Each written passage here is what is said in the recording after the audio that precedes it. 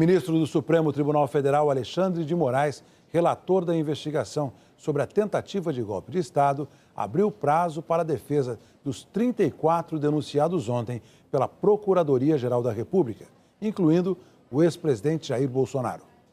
Paulo Gonet dividiu os 34 denunciados em grupos. O núcleo crucial da organização criminosa, liderada, segundo a PGR, por Jair Bolsonaro, era formado por integrantes do alto escalão do governo federal e das Forças Armadas. Deles partiram as principais decisões e ações de impacto. O segundo núcleo tinha a função de gerenciar as ações elaboradas pela organização e coordenar o emprego das forças policiais para sustentar a permanência ilegítima de Jair Bolsonaro no poder. O terceiro núcleo tinha a função de promover ações táticas para convencer a alta cúpula das Forças Armadas a aderir aos planos golpistas e neutralizar autoridades públicas adversárias. E o quarto núcleo de desinformação e ataques virtuais a instituições e autoridades que ameaçavam a execução do plano golpista. Na denúncia, o Procurador-Geral da República não citou 11 nomes que estavam no relatório da Polícia Federal, como o do presidente do PL, Valdemar da Costa Neto, e incluiu 4 pessoas que tinham ficado de fora. O Procurador-Geral da República também construiu uma linha do tempo de ação dos golpistas. De acordo com a PGR, Jair Messias Bolsonaro inaugurou seus ataques ao sistema eleitoral brasileiro ainda durante a campanha presidencial de 2018 e persistiu na narrativa infundada de fraude após ser eleito. E para deflagrar o plano criminoso, segundo a PGR, Bolsonaro contou com o auxílio direto de Augusto Heleno, chefe do Gabinete de Segurança Institucional à época, e Alexandre Ramagem, então diretor-geral da ABIN, Agência Brasileira de Inteligência. Segundo a PGR, Ramagem tinha o costume de documentar as orientações que repassava a Bolsonaro. Num desses arquivos, com o nome Bom Dia Presidente Doc X, de março de 2020, Ramagem relata a criação de um grupo técnico para desacreditar as urnas eletrônicas. A orientação de Ramagem é idêntica à anotação encontrada na agenda de Augusto Heleno, a respeito de plano para descumprir decisões judiciais sensíveis ao grupo. O plano consistia em coagir a Polícia Federal a ignorar as ordens emanadas pelo Supremo Tribunal Federal, com isso escudando Jair Bolsonaro e a organização criminosa. A PGR afirma que a estratégia se tornou ainda mais evidente nos discursos públicos de Bolsonaro no dia 7 de setembro de 2021, na esplanada dos ministérios e na Avenida Paulista, quando ele insuflou seus apoiadores contra membros do Tribunal Superior Eleitoral e do Supremo Tribunal Federal. Segundo a denúncia, Bolsonaro, com receio de derrota nas urnas, apresentou de forma explícita a mensagem autoritária de permanência no poder. Só saio preso, morto ou com vitória. Quero dizer aos canalhas que eu nunca serei preso. A PGR também citou uma live feita por Bolsonaro ainda em 2021, com ataque às urnas eletrônicas. Os pronunciamentos do denunciado, que até então aparentavam ser pontuais e insuficientes para afetar significativamente a opinião pública, ganharam contornos massivos e contundentes a partir do dia 29 de julho de 2021, quando o então presidente da República realizou transmissão ao vivo, live, nas dependências do Palácio do Planalto, para tratar especificamente do sistema eletrônico de votação. O Procurador-Geral da República, Paulo Gonet, afirma na denúncia que, paralelamente aos discursos de Jair Bolsonaro, a organização criminosa se valia do meio digital para atacar opositores e o sistema eleitoral, usando indevidamente a estrutura do Estado. Numa ação coordenada, os mesmos alvos dos discursos de Bolsonaro eram atacados com informações falsas nas redes sociais. Segundo a PGR, a escalada golpista ficou mais intensa quando o então ex-presidente Lula voltou a ter os direitos políticos. A denúncia da Procuradoria-Geral da República afirma que, diante da possibilidade de Lula concorrer nas eleições de 2022, o grupo criminoso ampliou as articulações para tentar um golpe de Estado. Segundo a PGR, essa escalada de ataques ganhou o impulso mais notável quando Lula, visto como mais forte na disputa eleitoral de 2022, tornou-se elegível em virtude da anulação de condenações criminais. E isso se intensificou ao longo do ano de 2022. Em julho, Bolsonaro convocou uma reunião com embaixadores e criticou o sistema eleitoral, de acordo com a PGR. A reunião aconteceu exclusivamente para que fossem ouvidas palavras de desconfiança e descrédito com relação ao sistema eleitoral eletrônico gerido pelo Tribunal Superior Eleitoral. O discurso, que reiterava outros tantos, reforçou a estratégia da organização criminosa de perturbar a tranquilidade social que deveria ambientar as eleições no sistema democrático. E conforme as eleições se aproximavam, as informações falsas sobre o sistema de votação continuavam sendo difundidas. Mas, segundo a denúncia, depois do resultado do primeiro turno, com uma perspectiva real de derrota nas urnas, o grupo precisou ampliar sua frente de ação, mediante o uso ainda mais ostensivo da máquina pública, a fim de interferir diretamente no processo de eleição e assegurar a sua permanência no poder. Nesse contexto, segundo a PGR, os denunciados se utilizaram especialmente da estrutura da Polícia Rodoviária Federal, sob o comando do denunciado Silvinei Vasquez, para obstruir o funcionamento do sistema eleitoral e minar os valores democráticos, dificultando a participação de eleitores que se presumiam contrários ao então presidente. E depois que Bolsonaro efetivamente perdeu as eleições, de acordo com a denúncia, o grupo estimulou a formação de acampamentos. São notórias as convocações em redes sociais de um levante contra o Estado de Direito e o governo eleito, dando lugar a ações de fechamento de rodovias em pontos diversos do país e de instalação de acampamentos de pessoas clamando por intervenção militar. Os procedimentos se mostravam coordenados e articulados, nos moldes do almejado pela organização criminosa. E quando novembro chegou, segundo a PGR, além de perenizar a narrativa de fraude eleitoral, o grupo deu início à fase mais violenta de seu projeto de poder. No dia 9 de novembro, segundo a denúncia, foi criado e impresso nas dependências do Palácio do Planalto o plano denominado Punhal Verde Amarelo, para a apresentação a Jair Messias Bolsonaro e seu endosso. O plano previa a prisão e até a morte do ministro do Supremo Tribunal Federal, Alexandre de Moraes, e dos então candidatos eleitos Luiz Inácio Lula da Silva e Geraldo Alckmin. Na introdução da denúncia, Paulo Gonet já havia falado sobre o plano, que seria de conhecimento de Bolsonaro.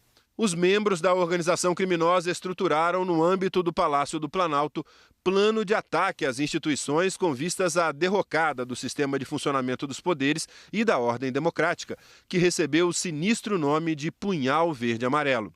O plano foi arquitetado e levado ao conhecimento do presidente da República, que a ele anuiu, ao tempo em que era divulgado o relatório em que o Ministério da Defesa se via na contingência de reconhecer a inexistência de detecção de fraude nas eleições. 3 dias depois, segundo a denúncia, em uma reunião na casa de Braga Neto, em Brasília, os denominados Kids Pretos debateram as ações clandestinas enfeixadas sob o nome Copa 2022, destinadas a neutralizar o ministro Alexandre de Moraes nos moldes previstos pelo plano Punhal Verde Amarelo. O colaborador Mauro César Barbosa Cid confirmou a realização da reunião em 12 de novembro de 2022, indicou os participantes envolvidos e resumiu a pauta discutida: promover uma ação de forte impacto social para justificar a assinatura de um decreto por Jair Bolsonaro. E no dia 19 de novembro, uma semana depois da reunião na casa de Braga Neto, segundo a PGR, Felipe Martins, assessor de Bolsonaro, apresenta a ele os termos de um decreto golpista, que seria usado para dar legitimidade a um golpe de Estado. Em dezembro, com a posse de Lula se aproximando, de acordo com a PGR, o grupo apressou as ações golpistas. No dia 6 de dezembro, o monitoramento do ministro Alexandre de Moraes foi intensificado e Bolsonaro recebeu a primeira versão da minuta do decreto golpista e pediu ajustes. Segundo a denúncia, o colaborador Mauro Cid confirmou que Jair Messias Bolsonaro recebeu de Felipe Garcia Martins a minuta de decreto, que impunha também a prisão de autoridades, entre elas os ministros do STF Alexandre de Moraes e Gilmar Mendes, e o presidente do Senado, Rodrigo Pacheco. De acordo com o colaborador, Jair Bolsonaro fez adiante ajustes na minuta, submetendo à prisão apenas o ministro Alexandre de Moraes e se limitando à realização de novas eleições presidenciais. Segundo a PGR, com o decreto concluído, Jair Bolsonaro iniciou a fase de reuniões com os militares de alta patente. O objetivo era apresentar o documento e obter o apoio necessário. A primeira reunião foi no dia 7 de dezembro. Na ocasião, Jair Bolsonaro, com auxílio de Felipe Garcia Martins Pereira, apresentou a minuta ao general Freire Gomes, ao almirante de esquadra Almir Garnier Santos e ao general e ministro da Defesa Paulo Sérgio Nogueira de Oliveira. De acordo com as investigações, Freire Gomes não concordou com o plano. No dia 9 de dezembro, às 9h32 da manhã, Mauro Cid enviou mensagem de áudio ao general Freire Gomes, informando-o de que Jair Bolsonaro havia enxugado o texto do decreto e convocado uma reunião com o general Estevam Cols Teófilo Gaspar de Oliveira, então comandante do Comando de Operações Terrestres. O COTER é o órgão do Exército encarregado de orientar e coordenar o emprego das forças terrestres. E no dia 14 de dezembro, o então ministro da Defesa, Paulo Sérgio Nogueira, faz uma nova reunião com os comandantes militares e apresenta uma nova versão do decreto, já com os ajustes feitos por Bolsonaro. De acordo com a denúncia, a reunião tinha o intuito de pressionar novamente os militares a aderirem à insurreição, garantindo assim o suporte armado para as medidas de exceção que deveriam ser adotadas. Segundo a PGR, apesar desses ajustes, o objetivo do decreto era o mesmo: impedir a posse do presidente eleito, marcada para o dia 1º de janeiro de 2023. A denúncia afirma que o grupo controlava os acampamentos em frente aos quartéis que pediam um golpe militar. No dia 2 de janeiro de 2023, um dia após a posse do presidente eleito, Lula, Jair Bolsonaro recebeu uma mensagem de um militar. O plano foi complementado com as contribuições de sua equipe. Aguardamos na esperança de que será implementado. Bom dia. A minha tropa continua com sangue nos olhos. Bom dia. Feliz Ano Novo. Conversa hoje com Amir. Desmobilizamos a tropa ou permanecemos em alerta? A mobilização no acampamento montado em frente ao QG do Exército, principal palco de manifestações antidemocráticas, foi mantida.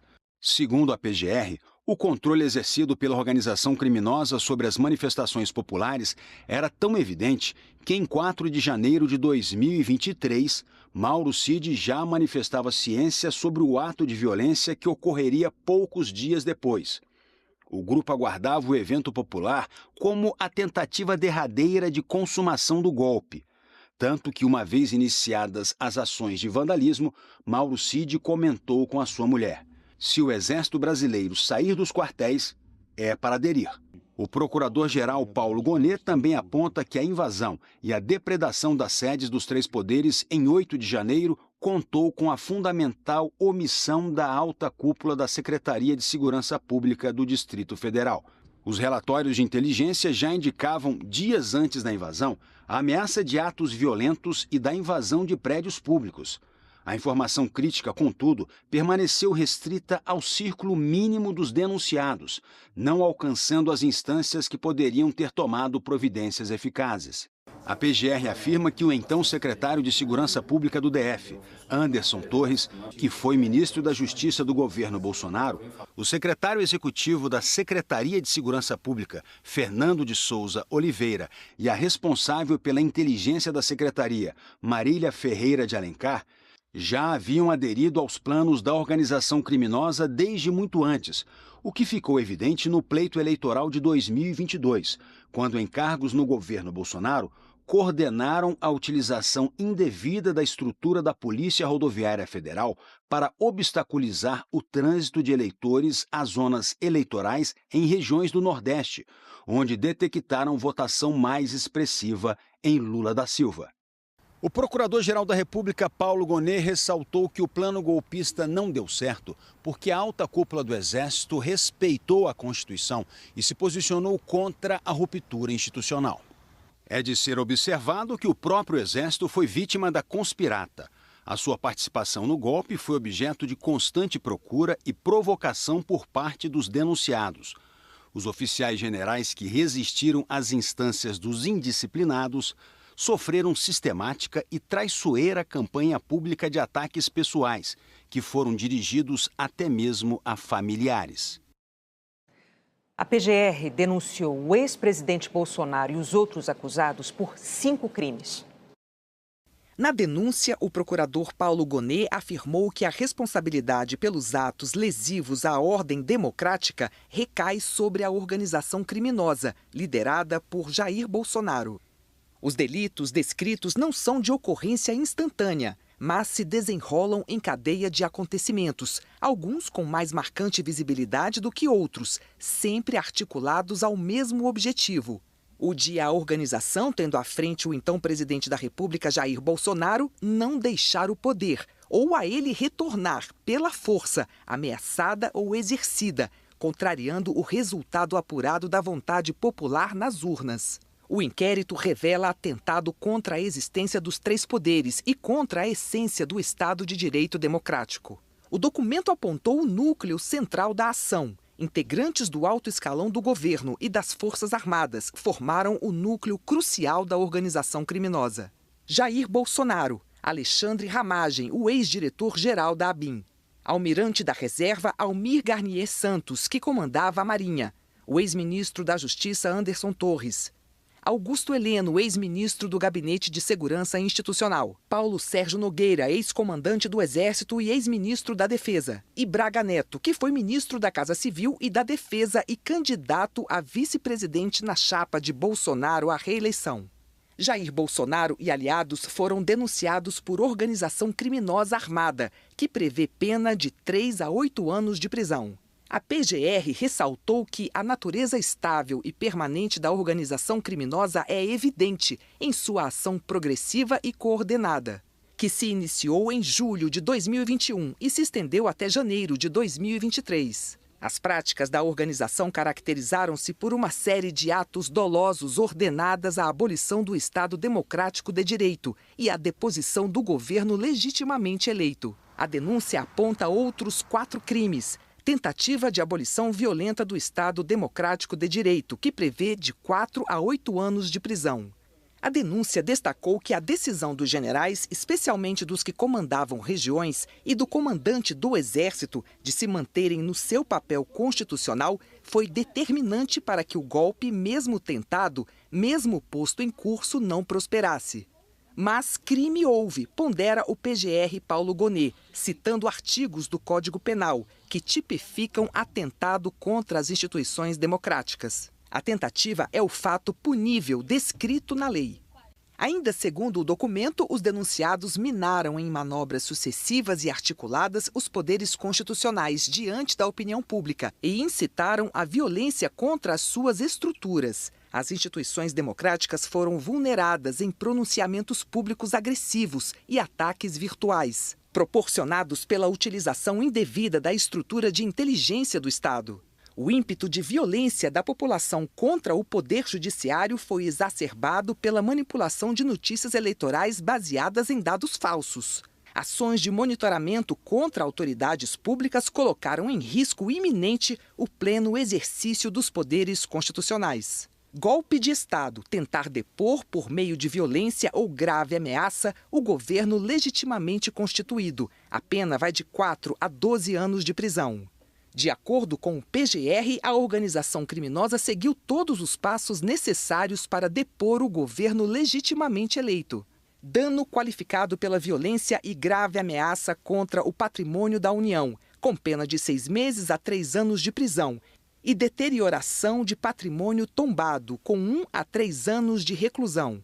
O documento pontua que as ações delituosas não se esgotaram nos danos às instalações do Supremo Tribunal Federal, do Congresso Nacional e do Palácio do Planalto. A pretensão do grupo criminoso integrado pelo denunciado Jair Bolsonaro era a de abalar o exercício dos poderes, mediante a prática reiterada de delitos, até que se pudesse consolidar o regime de exceção.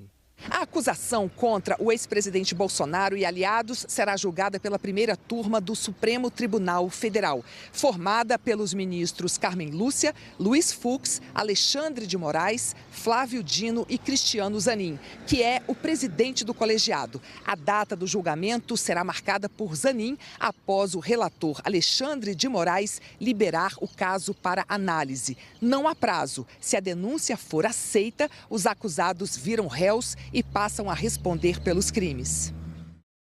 O ministro Alexandre de Moraes retirou hoje o sigilo da delação premiada de Mauro Cid. A delação do tenente-coronel Mauro Cid foi um dos primeiros atos da investigação sobre a tentativa de golpe de Estado. O que o militar disse nos depoimentos foi um ponto de partida.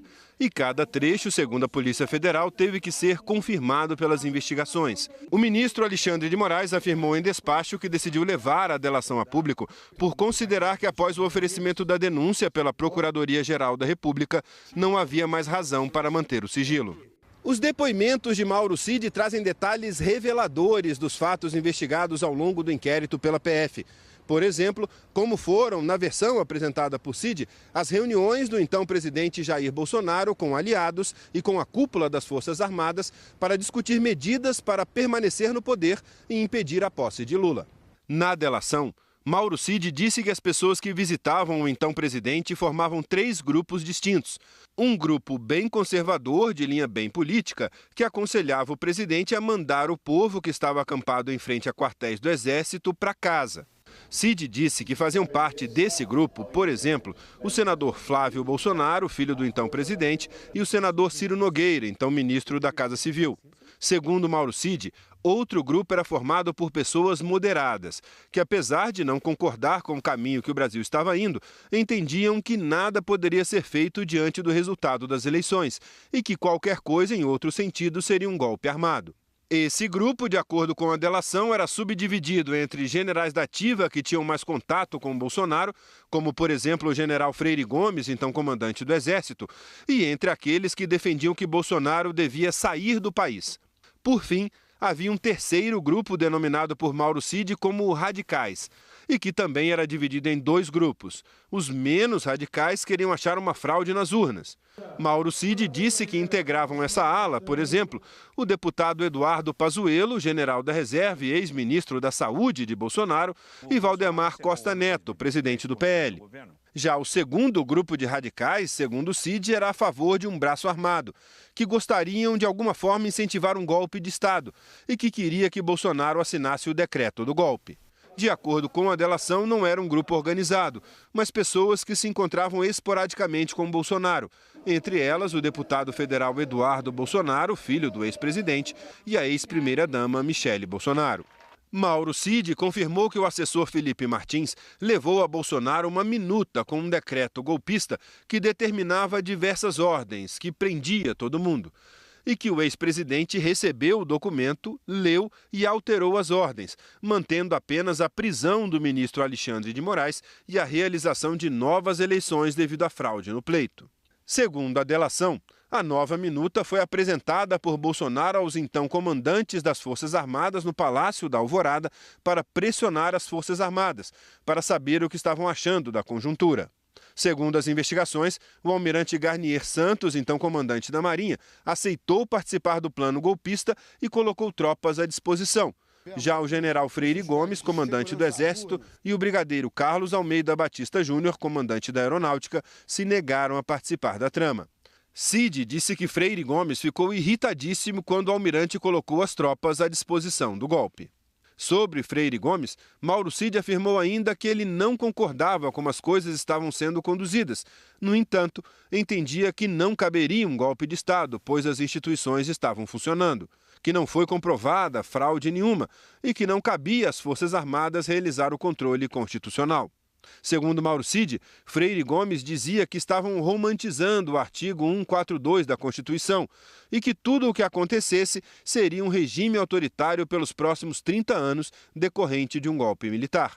Cid disse ainda que o ex-presidente teve várias reuniões com os generais e que não queria que o pessoal saísse das ruas, porque tinha certeza que encontraria uma fraude nas urnas eletrônicas e por isso precisava de um clamor popular para reverter a narrativa. Cid também afirmou que o general Freire Gomes já havia manifestado previamente que não faria nada, que o general confirmou sua posição contrária na reunião. Cid foi indagado ainda se tomou conhecimento que na referida reunião do dia 14 de dezembro de 2022 foi ratificado o posicionamento do general Freire Gomes de que não aderiria a nenhum intento de golpe de Estado. E Mauro Cid respondeu que sim. O tenente-coronel Mauro Cid também deu detalhes sobre fatos investigados em outros inquéritos. Sobre as fraudes em cartões de vacinação, Cid disse que o ex-presidente Jair Bolsonaro deu a ordem para fazer os cartões dele e da sua filha. O objetivo era obter os cartões de vacina para qualquer necessidade e que imprimiu os certificados de vacina e entregou em mãos para o ex-presidente. Bolsonaro já foi indiciado pela Polícia Federal nessa investigação. Outra revelação feita por Cid na delação foi sobre a venda de kits de joias e relógios recebidos pelo ex-presidente como presentes dados a ele enquanto representante do Estado brasileiro. Segundo o militar, Bolsonaro solicitou que ele realizasse a venda do kit ouro branco e dos relógios Rolex e Patek Philippe e que apenas ele e o ex-presidente sabiam das tratativas das vendas desses itens. As duas vendas foram feitas nos Estados Unidos. Mauro Cid disse que efetivou a venda dos referidos relógios pelo montante de $68 mil e que o pagamento foi realizado na conta bancária de seu pai, Mauro César Lourena Cid. O militar revelou que efetuou a venda das demais joias em um centro especializado na cidade de Miami, pelo valor de $18 mil, e que o pagamento foi realizado em espécie, sem emissão de nota. E segundo o Cid, o dinheiro foi entregue a Bolsonaro quando ele retornou ao Brasil de forma fracionada. Cid também revelou que as motociatas promovidas por Jair Bolsonaro durante o mandato eram financiadas com recursos públicos. Ele disse que a partir do momento que o ex-presidente decidiu andar de moto, o GSI teve de comprar motos similares à do ex-presidente para poder acompanhá-lo e que acredita que os gastos com as motos e seu transporte eram pagas também com o cartão corporativo. Afirmou ainda que os gastos de hospedagem e alimentação dos servidores que faziam a segurança do presidente nas motociatas eram arcadas com o uso do cartão corporativo. Cid também afirmou que o monitoramento do ministro Alexandre de Moraes foi um pedido do próprio ex-presidente Jair Bolsonaro e que o general da reserva Braga Neto entregou a ele, Mauro Cid, dinheiro vivo no Palácio da Alvorada para essa ação de monitoramento. Na delação, ele afirmou: então o general Braga Neto me entregou o dinheiro. Eu tenho quase certeza que foi no Alvorada. Até me lembro que eu botei na minha mesa ali na biblioteca do Alvorada e depois o De Oliveira veio buscar o dinheiro comigo no próprio Alvorada. De Oliveira é o tenente-coronel Rafael de Oliveira, que, segundo a PGR, dias depois começou a seguir o ministro do Supremo. Em outro depoimento, Mauro Cid afirmou que o relatório das Forças Armadas sobre as urnas concluiu que não houve fraude no sistema eleitoral, mas que Bolsonaro não aceitou a conclusão e que, por isso, o Ministério da Defesa alterou o documento por determinação e insistência de Bolsonaro. Mas ainda assim, por falta de qualquer prova, o texto afirma apenas que não era possível dizer que não houve fraude. Ao decidir contar o que sabia, o tenente-coronel informou quais benefícios queria em troca da colaboração: perdão judicial ou, em caso de condenação, pena não superior a 2 anos de prisão, restituição de bens e valores apreendidos, a extensão dos benefícios da delação para o pai dele, a esposa e a filha, e que a Polícia Federal garantisse a segurança dele e de seus familiares. Todos os benefícios serão definidos ao final do processo, quando a efetividade da colaboração será avaliada. O Ministério da Defesa afirmou que a denúncia da PGR é importante para distinguir as condutas individuais da conduta das Forças Armadas e que a avaliação do ministro José Múcio Monteiro é de que a denúncia é mais um passo para se buscar a responsabilização correta, livrando as instituições militares de suspeições equivocadas. O presidente Lula se manifestou sobre a denúncia da PGR. A decisão de ontem é uma decisão da Procuradoria-Geral da República. Ele indiciou as pessoas. Eu não vou comentar um processo que está na Justiça. A única coisa que eu posso dizer é que, nesse país, no tempo em que eu governo o Brasil, todas as pessoas têm direito à presunção de inocência. Se eles provarem que não tentaram dar golpe, e se eles provarem que não tentaram matar o presidente, o vice-presidente e o presidente do Superior Tribunal Eleitoral, eles ficarão livres e serão cidadãos que poderão transitar pelo Brasil inteiro. Ora, se na hora que o juiz for julgar, chegar à conclusão que eles são culpados, eles terão que pagar pelo erro que cometeram. Portanto, é apenas um indiciamento. O processo agora vai para a Suprema Corte e eles terão todo o direito de se defender. É só isso. Não posso comentar mais nada do que isso. Jair Bolsonaro negou o envolvimento em qualquer plano golpista. O ex-presidente foi notificado pessoalmente na sede do PL no início do prazo para apresentar sua defesa ao Supremo. Horas depois da apresentação da denúncia, a defesa do ex-presidente Jair Bolsonaro disse em nota que recebia com estarrecimento e indignação a denúncia da Procuradoria-Geral da República por uma suposta participação num alegado golpe de Estado. Que o presidente jamais compactuou com qualquer movimento que visasse a desconstrução do Estado Democrático de Direito ou as instituições que o pavimentam. A despeito dos quase 2 anos de investigações, período em que foi alvo de exaustivas diligências investigatórias, amplamente suportadas por medidas cautelares de cunho invasivo, contemplando inclusive a custódia preventiva de apoiadores próximos, nenhum elemento que conectasse minimamente o presidente à narrativa construída na denúncia foi encontrado. Afirmou ainda que não há qualquer mensagem do presidente da República que embase a acusação, apesar de uma verdadeira devassa que foi feita em seus telefones pessoais. Que a inepta denúncia chega ao cúmulo de lhe atribuir participação em planos contraditórios entre si e baseada numa única delação premiada, diversas vezes alteradas, por um delator que questiona sua própria voluntariedade. Não por acaso ele mudou sua versão por inúmeras vezes para construir uma narrativa fantasiosa. Por fim, a defesa afirma que o presidente Jair Bolsonaro confia na justiça e, portanto, acredita que essa denúncia não prevalecerá por sua precariedade, incoerência e ausência de fatos verídicos que a sustentem perante o judiciário. O senador Flávio Bolsonaro, do PL, filho do ex-presidente, chamou a denúncia de absurda. Lamento muito que o Paulo Gonet tenha ido para essa linha de ter uma atuação política no órgão que é técnico. O vice-presidente da Câmara, Altineu Cortes, do PL, questionou se houve uma tentativa de golpe. Nós vamos contrapor cada linha dessa denúncia e mostrar a verdade.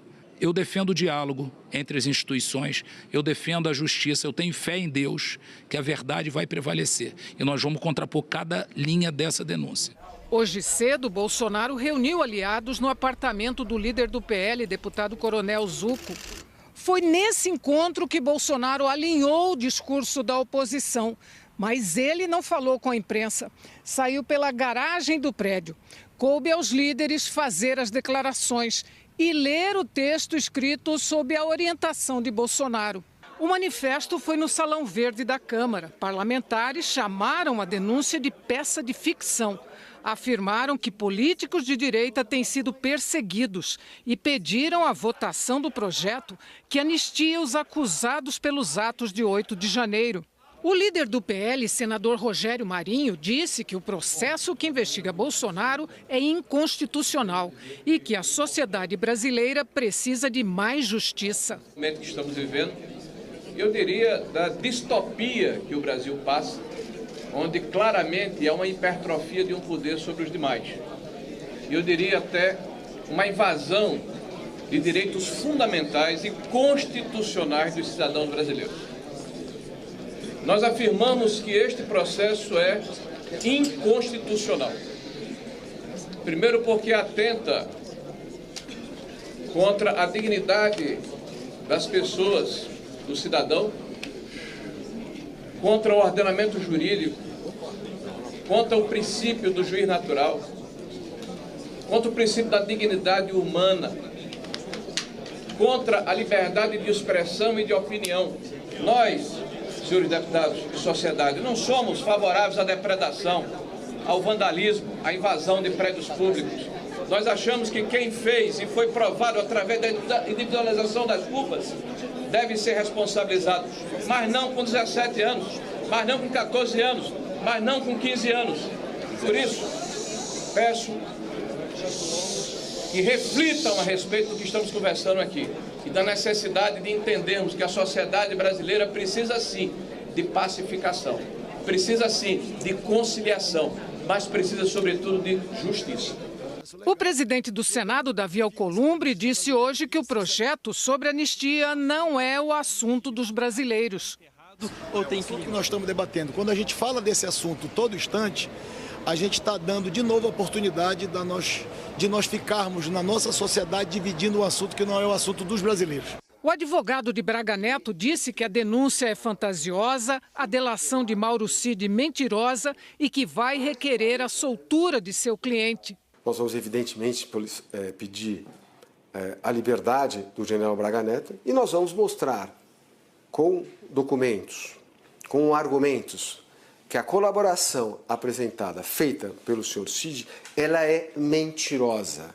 Uma pessoa que prestou 11 depoimentos, uma hora fala uma coisa, uma hora fala outra coisa. Uma pessoa que foi gravada dizendo que disse o que a polícia queria que ela dissesse, qual a validade dessa colaboração? Alexandre Ramagem disse que não houve movimento contra o Estado Democrático de Direito quando Bolsonaro estava no poder ou depois, que suposições e ilações não têm valor probatório e que a denúncia é uma perseguição política. A defesa de Felipe Martins afirmou que não há comprovação de uma minuta, repudiou as acusações da PGR e afirmou que não há nenhuma conduta ilegal concreta atribuível a ele. O advogado de Paulo Sérgio Nogueira de Oliveira disse que só vai se manifestar nos autos. A defesa de Vladimir Matos Soares afirmou que a denúncia não esclarece a relação entre os denunciados e o 8 de janeiro e que Vladimir está sendo submetido a uma injustiça descabida e ilegal. Os advogados de Anderson Torres, Rafael Martins de Oliveira e Ailton Gonçalves Moraes Barros disseram que ainda estão avaliando a denúncia. As defesas de Mauro Cid e Augusto Heleno ainda não se pronunciaram. O advogado de Almir Garnier declarou que ainda vai ler a denúncia e que, em seguida, vai exercer o contraditório. A defesa de Marcelo Câmara afirmou que a denúncia não é uma sentença condenatória. O advogado de Rodrigo Bezerra de Azevedo afirmou que a denúncia não tem base constitucional e que já apresentou provas da inocência do cliente. A defesa de Ronald Ferreira de Araújo Júnior disse que vai comprovar a inocência do cliente e que ele não participou dos supostos crimes denunciados. Paulo Renato de Oliveira disse que agentes públicos se utilizam de suas posições para perseguir opositores políticos. Nós não conseguimos contato ou não tivemos respostas dos demais citados. A seguir, Donald Trump chama o presidente da Ucrânia de ditador. O Papa tem leve melhora no hospital.